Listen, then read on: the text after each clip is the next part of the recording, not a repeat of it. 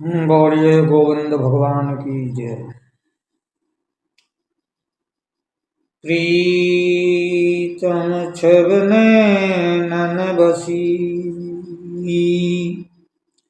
पर छवि कहाँ समाए।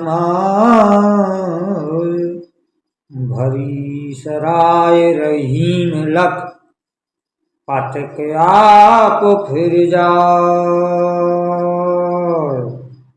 प्रीतम की छवि जब नैनों में बस गई तो दूसरी छवि फिर कहाँ समाएगी।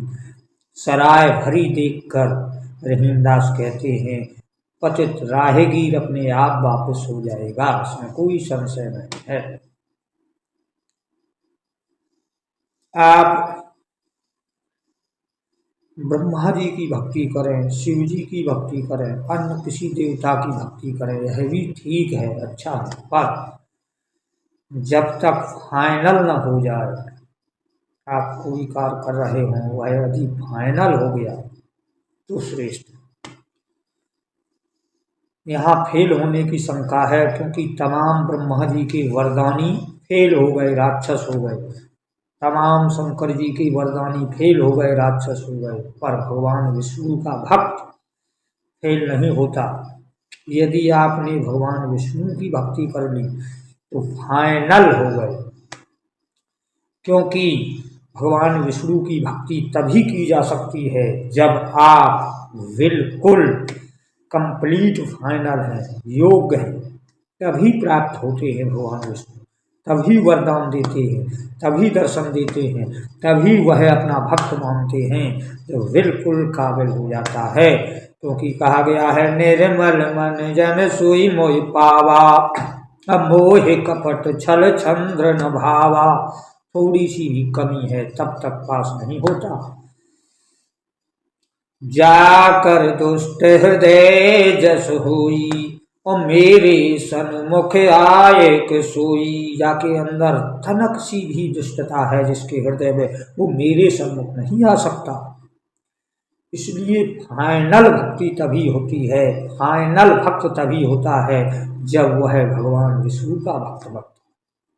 क्योंकि बिना भगवान विष्णु की भक्ति किए फाइनली नहीं हो सकती। शंका है, गिर सकता है, तमामों को गिरते हुए देखा गया है। शिव वरदानी, ब्रह्मा वरदानी, अग्नि वरुण कुबेर आदि की वरदानी सब भ्रष्ट होकर राक्षस हो जाते हैं।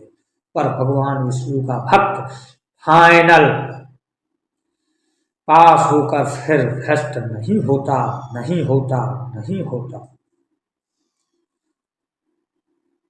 बसोरे मोरे नैनन में नंदलाल। जब नंदलाल नैनों में बस जाए तो सराय पूर्ण तरीके से भर जाती है, फिर दूसरी छवि नहीं आ सकती। यही श्री हरि की भक्ति में विशेषता है। फिर वह नहीं गिर सकता, क्योंकि वो फाइनल पास हो। इसलिए श्री कृष्ण की भक्ति कीजिए, श्री कृष्ण को नेत्रों में बसाइए, हृदय में बसाइए, और फाइनल भक्ति पास कीजिए, जीवन को सफल कीजिए।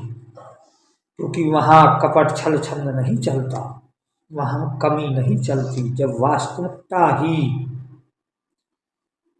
काबिल हो जाता है, योग्य हो जाता है, तभी हरि को पाता है, तभी हरि उस पर कृपा करते हैं, तभी हरि उसे वरदान देते हैं, तब तक नहीं। क्योंकि पूरी जांच परख के बाद ही हरि को पाया जा सकता है।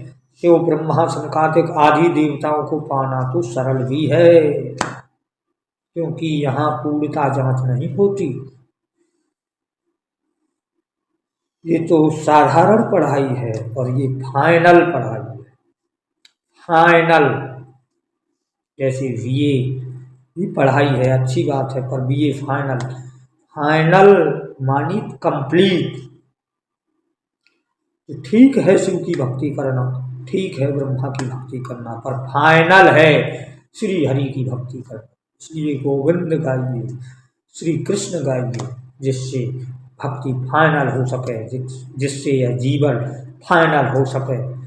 और जब जीवन फाइनल होता है तब मनुष्य उच्च शिखर को धारण करता है, उस परम पद को धारण करता है, जिससे फिर वापस नहीं लौटता, यानी कि पुनर्जन्म नहीं होता, यानी कि पुनर् स्थिति में नहीं आता, भटकता नहीं है, गिरता नहीं है। वही मेरा परम पद है, परम धाम है। क्योंकि फाइनल भक्ति होने से, श्री हरि की भक्ति होने से प्राणी का पुनर्जन्म नहीं होता, वो फिर से स्थिति से नहीं गिरता। यही इस प्रसंग का सिद्धांत है। रहीम ने कहा भी है कि प्रीतम छबने नन बसी, पर छवि कहाँ समाय। भरी सराय रहीम लखपत के आप फिर जाए। जब आपके हृदय में श्री कृष्ण बस जाएंगे तब और किसी को बसाने की जरूरत नहीं रहेगी, क्योंकि गोपियों ने कहा था मन न भय सुबीस, एक मन हतो सुगयो श्याम संग, अब को राधाईस, ऊधो मन न भय सुबीस। उस छवि को निहारने के बाद फिर और सारी छवियां व्यर्थ हो जाती हैं। वही छवि है गोविंद की, वही छवि है श्री हरि की, वही छवि है नंदलाल श्री कृष्ण की, पूर्णत्व ब्रह्म की।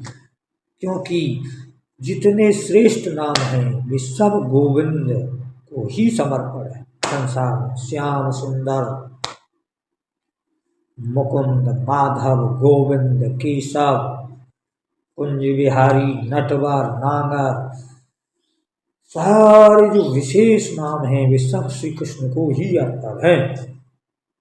ऐसा कोई विशेष नाम नहीं है जो भगवान मुकुंद को अर्पण न हो। सारे श्रेष्ठ नाम जिसे अर्पण हैं वही तो श्रेष्ठतम गोविंद है, पूर्ण ब्रह्म है। उसकी भक्ति करने से फाइनल भक्ति हो जाती है, और फाइनल भक्ति हो जाने से मनुष्य परमानंद को प्राप्त हो जाता है, फिर कभी भी इस दुख रूपी संसार सागर में नहीं गिरता। इसलिए श्री हरि की भक्ति कीजिए और अपने आप को कृतार्थ कीजिए। यही इस मानव तन का सबसे ऊंचा लक्ष्य है। बोलिए गोविंद भगवान की जय। जय श्री राधे कृष्ण नमः।